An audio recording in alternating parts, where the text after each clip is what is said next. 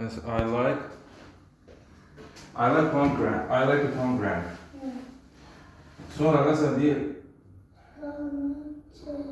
mesela ben armut xoşlayıram. I like I like a pear.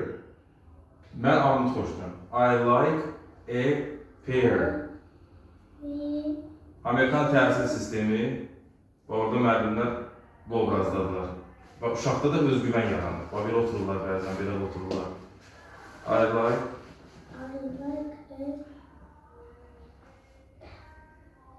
rahatlıq olan yerdə inkişaf olur, təhsil olur. Rahat ortam olmalıdır.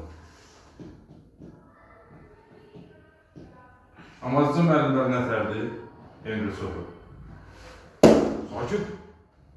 Sakin ol.